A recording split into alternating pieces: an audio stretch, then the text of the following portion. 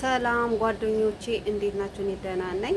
የጽጌረዳ ቤተሰቦች ዛሬ ምንድነው በጣም ያሰብኩት አረብ ሀገር ሆነን ባህል ሲመጣ ወጭ አረቦች ቤት ተቀምጠን ባህላችን የኛ ባህል ሲመጣ ወጪ ማለት ነው። ለምሳሌ በሙስሊሞች አረፋ አለ፣ ረመዳን ሲያልቅ አለ፣ በእኛ በኦርቶዶክስ ደግሞ በእኛ ደግሞ ፋሲካ አለ፣ እንቁጣጣሽ አለ፣ ገና አለ።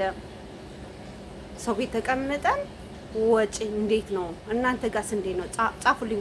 ኮመንት አነባለሁ። ጻፉልኝ ደግሞ ሰብስክራይብ አድርጉኝ እና እንዴት ነው ወጫችን? አሁን ለምሳሌ አመት በዓል በመጣ ቁጥር ያልተፈለገ ወጪ እናወጣለን። አሁን እኔ በፊትም አወጣ ነበር በጣም ኢትዮጵያ ሳልሄድ በፊት በቃ በየወር ወይ 2 ወር ብቆይ ነው እመጣለሁ አረብ ሀገር ተመልሼ ማለት ነው። ወይ ፍቃድ እሄዳለሁ። በየወሩ ብር ስለማገኝ ምንም አይቸግረኝም ነበረ። ግን አሁን ጠቅልዬ ሂጄ 4 አመት ስቀመጥ በእውነት ነው የምላችሁ 1 ድርሃም ዋጋ አላት። እውነት ነው የምነግራችሁ። ስታዩትና ቦታው ላይ ስትሆኑ ነው በጣም የምታውቁት። ግን ሰው ስላለ ብቻ አታውቁትም። 1 ድርሃም ኢትዮጵያ ሁኜ ዋጋ አላት አልኳችሁ።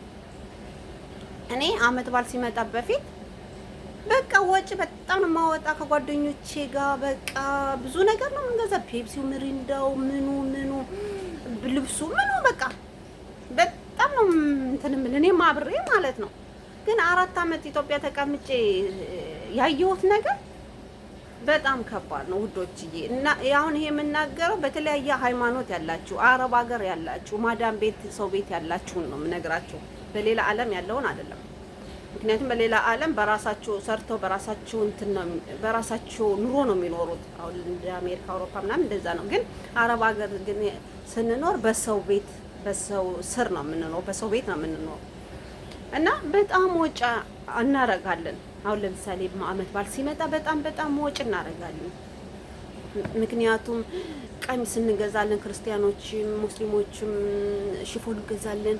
በቃ ምኑ ብለን ያን ወር አልቆ ሌላ ከጓደኞቻችን እንበደራለን ለአንድ አመት በዓል ለአመት በዓል መሆን የለበትም። ይሄ ስህተት ነው። በቃ አመት በዓል ነው። የምታወጧትን በመጠኑ መሆን አለበት፣ የምታረጉትን በመጠኑ መሆን አለበት። ምክንያቱም ኢትዮጵያ ስንሄድ ብር ያስፈልገናል። ይሄ ያላግባብ የምናወጣው ወጪ እዛ ኢትዮጵያ በጣም ያስፈልጋል። በጣም አታክብሩ እያልኩ አይደለም። ማክበር አለባችሁ። ደስተኛ መሆን አለባችሁ። ለስራ ነው የመጣን እንጂ ምንም አይደለም። ይሄ አገራችሁ የምታሳስቡት ወይኔ እንደዚህ በቤተሰቦቼ ጋር ብሆን ምናምን የምትሉት አይደለም። ምክንያቱም ስራ ነው የመጣ ነው። ለስራ ነው የመጣ ነው። ተመልሰን እንሄዳለን ወደ ሀገራችን። እሱ ሳይሆን ዋናው የአመት በዓል የምናወጣው ወጪ በጣም ብዙ ነው። ቀሚስ እንገዛለን፣ ሽፎን እንገዛለን፣ በቃ የጆሮ ጌጥ፣ የሰዓት እንገዛለን፣ ሽቶ ምኑ በቃ የወር ደሞዛችን አልቆ ሁለተኛ ከጓደኞቻችን እንበደራለን። መሆን የለበትም። ይሄ በጣም ስህተት ነው። በጣም አንዳንድ ቤት ደግሞ ጭራሽ ዱቄትም እንደ ቡናም እንደ ምንም ነገር ስለ እናንተ አመት በዓል ትዝም አይላችሁ ምንም ነገር የሌላችሁ ቤትም ይኖራል። ኦኬ ደግሞ አንዳንድ ቤት ደግሞ በቃ ዱቄቱ ሁሉ ነገር ፔፕሲው፣ ሚሪንዳው፣ ዱቄቱ፣ ዶሮ፣ ሽንኩርቱ፣ ቲማቲሙ ምኑ የሞላበት ቤት ይኖራል። ገባችሁ? ሁሉም አረብ ቤት የተለያየ ነው እና እንደዚህ የሞላበት ቤት ያላችሁ ከሰዎቹ ትንሽ የዱቄት አርጋችሁ አንዷን ዶሮ ሰርታችሁ እንደዚህ ፔፕሲ ሚሪንዳ ከሌለ 1 ሚሪንዳ ገዝታችሁ ያላችሁን ልብስ ሴትዮዋ ዝም ብላ የሰጠቻችሁን ልብስ አድርጋችሁ አመት ባላችሁን ፈሽ ብላችሁ ማሳለፍ ማለት ነው። ብራችሁ ሳይጠፋ ብራችሁን ይዛችሁ ነጋገራችሁ ስትገቡ ብራችሁ አለ ማለት ነው። እንደዚሁ የማይገዛበት ቤት ዱቄት ምንም የሌለበት ቤት ደግሞ ካጋጠማችሁ ምን ታደርጋላችሁ? ብዙ ከሆናችሁ በመጠኑ ታዋጣላችሁ። በመጠኑ ታዋጡና በመጠኑ አመት ባላችሁን ሰርታችሁ ታሳልፋላችሁ ማለት ነው እንጂ የ1 ወር አልቆ ሁለተኛ ወር ሰጥሻለሁና አበድሪኝ ብለን የምንሄድበት ጊዜ ነበረ። እኔ የሚሄድበት ጊዜ ነበረ እና ስንቶቻችሁም አላችሁ እንደዚህ ለአመት በዓል ሲመጣ በወጫችሁ ከመጠን በላይ የሚሆን የወር ደሞዛችሁ በቃ ብሎ ሌላ ጓደኛ የምትበደሩ አላችሁ። ስለዚህ ይሄ ሞኝነት ነው፣ በጣም ሞኝነት ነው። ሁሌም በየአመቱ አመት በዓል አለ።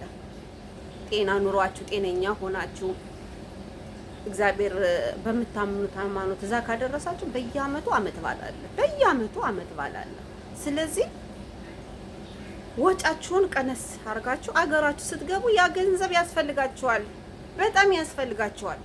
ስለዚህ እኔ ምንድነው አሁን በጣም ልነግራችሁ ያሰብኩኝ ምንድነው አመት በዓል ሲመጣ በጣም ወጪ አታብዙ። አረብ ሀገር ሰዎች ቤት ተቀምጣችሁ፣ ምክንያቱም ሰዎቹ ቤት ለጊዜያዊ ነው የምትቀመጡት። ጊዜያችሁ ሲደርስ ትሄዳላችሁ አገራችሁ። በዛም ማነሰም ሀገራችሁ ነው የምትገቡት። ሰው ቤት መቼም ሰው ሀገር አትኖሩ።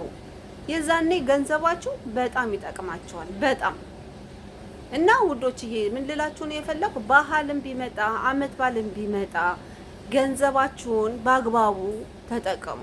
እኔ ባህል አታክብሩ አትደሰቱ አይደለም፣ ግን በአግባቡ በቃ በአግባቡ ወጫችሁን ቀነስ አድርጋችሁ ተጠቀሙ። አዎ ሰዎችንም አታስቀምጡም። ባህላችን ነው ዛሬ እኔ የነበርኩበትም ስለሆነ ነው የምነግራችሁ። ከኔ ተማሩ፣ ገንዘባችሁን አታጥፉ ለማለት ፈልጌ ነው። በቃ ሰዎቻችሁንም አታስቀሙ። ሰጅን ዛሬ አመት ባላችን ነው እንዲህ ነው ማንገዛው የለም። በጣም ብዙ ወጪ እናወጣለን። መሆን የለበትም። ምንም እኛ ሰራተኛ ነን፣ ለስራ ነው የመጣ ነው። ስራችን ሲያልቅ ጊዜያችን ሲያልቅ እንሄዳለን ወደ ሀገራችን። ስንሄድ ደግሞ ወደ ሀገራችን ገንዘብ ብለን እንደመጣ ነው ገንዘብ ያስፈልገናል ሀገራችን ማለት ነው። በቃ በዚህ ወር እናንተ ካጠፋችሁት በቃ አለቀ፣ የዚህ ወር አለቀ፣ የለም። ገባችሁ? ስለዚህ ዛሬ ውዶችዬ ልነግራችሁ የአመት በዓል ሲመጣ በጣም ከመጠን ያለፈ ወጪ አታውጡ። ጥቅም የለውም፣ ምንም ጥቅም የለውም፣ ምንም። ስለዚህ ብራችሁን ያዙ። በቃ ወጪ አመት በዓል መጣ በመጠኑ። እንደውም አንዳንድ ቤት ሁሉ ነገር አለ፣ ሁሉ ነገር አንዳንድ ቤት ከነሱ መጠቀም። ዱቄት ትንሿን አድርጋችሁ ዳቧችሁን ጋግራችሁ ቡናችሁን አፍልታችሁ ፈንዲሻችሁን አለ ከአንዳንድ ቤት። እኔ አለ አንዳንድ አረቦች ቤት አለ፣ አንዳንድ አረቦች ቤት የለም። ኖረም አልኖረም ባይኖርም ወጫችሁን ብዙ ከሆናችሁ ውጥት አድርጋችሁ ትንሽ በቃ እንደመጠኑ አሳልፋችሁ ያልፋል አመት በዓል። ብራችሁን መያዝ ካለበለዚያ አመት በዓል መጣ በቃ አመት በዓል መጣ የወር ደሞዝ አልቆ ሁለተኛው ወር ላይ ብድር እንገባለን። መሆን የለበትም ውዶችዬ፣ መሆን የለበትም። አገራችን ስንሄድ በጣም ብር ያስፈልገናል፣ በጣም ነገ ህይወት ያስፈልገናል። ስትሄዱ በቃ እዚህ ያልያዛችሁት ብር እዛ የት ይመጣል? አንዳንድ ደግሞ እኮ አንዳንድ ልጆች ቤተሰብ ሳትልኩም ምንም ሳትልኩ እኮ እዚሁ አጥፍታችሁ ጨርሳችሁ ቤተሰብ ጋር ስትሄዱ የምትጣሉ ልጆች እንዳላችሁ ታውቃላችሁ? አላችሁ ብዙዎቹ። አዎ ያላካችሁትን እነዛም ቤተሰብ ያልተጠቀሙትን ልካችሁ አልበሉ አልጠጡ እዚሁ ጨርሳችሁ በጫማ በልብስ በሽቶ በምን ጨርሳችሁ ስትሄዱ አንደኛ ቤተሰብን በሽተኛ ታረጋላችሁ፣ ሁለተኛ እናንተ በሽተኛ ትሆናላችሁ። ምንም ሳትልኩላችሁ እኮ እዚሁ ጨርሳችሁ እኮ ጊዜያችሁና ሰዓታችሁ ሲደርስ ሰዎቹ ውጡ ሲሄዱ ስትባል ወይ የሆነ ነገር ተፈጥሮ ስትሄዱ እኮ ባዶ እጃችሁ የምትገቡ ኢትዮጵያኖች አለን እኮ አለን፣ ብዙዎቹ አሉ። ገባችሁ? ምክንያቱም አላዝነውማ፣ ብሩን አላወቅንበትም፣ አልያዝነውም። እንደን ቤተሰብ ጋር እንጣላለን፣ በየጸበሉ በየምኑ እንገባለን። መጀመሪያ ያልያዝነው ገንዘብ እዛ ቁጥ ስንል በቃ ገንዘብ ያስፈልገናል። ስለዚህ አመት በዓልም ቢመጣ ወጫችሁን ቀነስ አድርጋችሁ ኪሳችሁን በማይጎዳ ገንዘባችሁን በማይጎዳ ማሳለፍ ይቻላል። በቃ ምንም ወጨበሬ አያስፈልገውም፣ ምንም አያስፈልገውም። በቃ ገንዘባችሁ ይዛችሁ አመት በዓላችሁን ማሳለፍ ትችላላችሁ።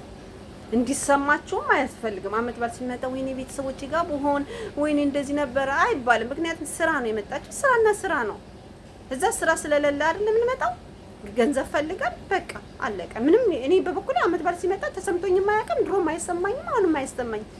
ራሴ ምንድነው ስራ ነው ገንዘብ ነው ብዬ የመጣሁት ብዬ ራሴን አሳምናለሁ። የኔ ችግር ምንድነው በፊት ስሰራ ገንዘቡ ላይ እንትን አላረግበትም። ገንዘቡን ቸክም አላደረገው። በቃ የፈለኩትን ነው የምገዛ በፊት 4 ዓመት ተቀምጬ ግን ስመጣ እንደሱ አይደለም ጨዋታው። ገንዘብ ያስፈልጋል ለኛ። 1 ድርሃም 5 ድርሃም ምን አላት ብለን ምን ተዋት። በጣም ዋጋ አላት ኢትዮጵያ። ምቷት 5 ድርሃም በኢትዮጵያ ስትመቷት ስንት እንደሚሆን 1 ኪሎ ስኳር ያስገዛል። በቃ በአሁኑ ሰዓት እውነቴን ነው የምነግራችሁ። እኔ በጣም ቋጣሪ ራሳችሁን እንትን በሉ ሳይሆን መጠን አለው፣ ሁሉ ነገር መጠን አለው።